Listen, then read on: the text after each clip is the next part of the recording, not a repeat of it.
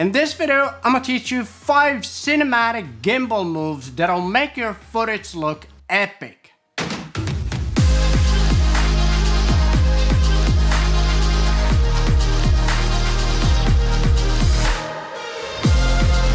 So, you might think that to get epic professional looking gimbal moves, you need a top of the line gimbal, which can be quite expensive.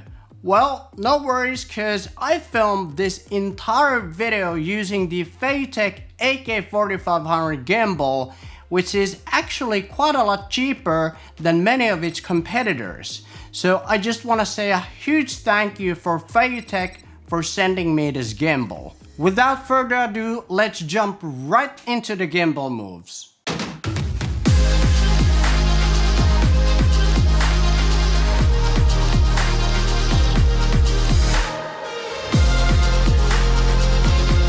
The step in reveal shot. For this shot, set the gimbal to lock mode to prevent the gimbal from panning to left or right.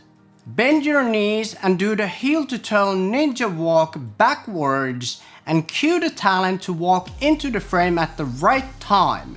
Try to keep the talent in the center of the frame and try to maintain the same distance to the subject throughout the whole shot. This works really well as an opening shot or an establishing shot to show the location, and because of that I really like using a wide angle lens for this one.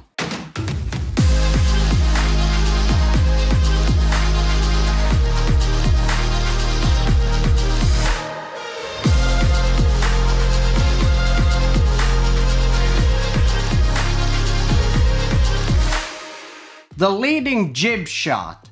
To make this look really epic like in Hollywood movies, use a tighter focal length to get that nice bokeh, that background blur, and to emphasize the camera movement.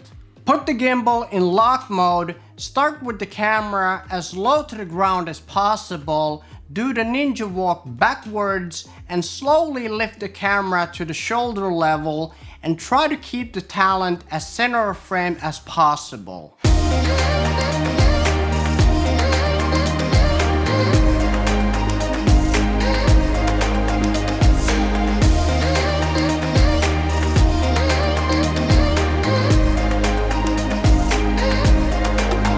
The side follow.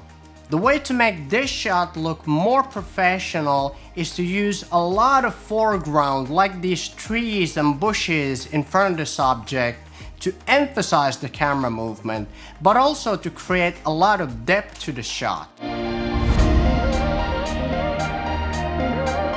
The low to the ground follow shot. Put the gimbal on an underslung mode with the lock mode on to prevent it from panning from left to right. Hold the gimbal in a slight angle as low to the ground as possible. This way the ground is just whizzing by, which creates a lot of movement.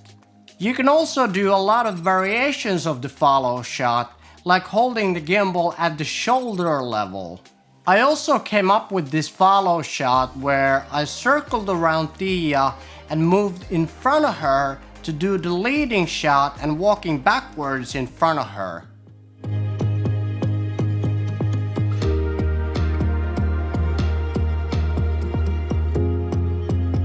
One of my personal favorites, the orbit shot. Now, you can do this both with a really wide angle lens to show how big the environment is, or you can use a really tight long focal length to focus on the character.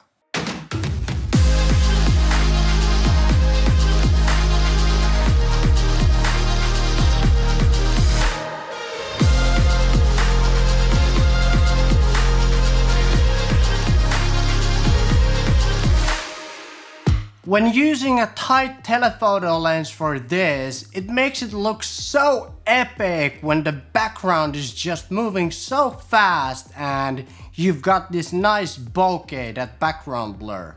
Also, director Michael Bay uses this kind of a shot very often in his films. When doing the orbit shot, have your gimbal on panning mode, but do the actual camera movement by walking around in a perfect circle around the subject and barely touching the panning mode on your gimbal. And it also helps if you have the rule of thirds guide on your camera to keep your subject in the center of frame. If you found this video helpful and want to learn more about gimbals, then I highly recommend that you watch either one of these videos somewhere here on the screen, cause I'm pretty sure you're gonna find it helpful as well. Okay, thanks for watching and I'll see you again next time. Take care.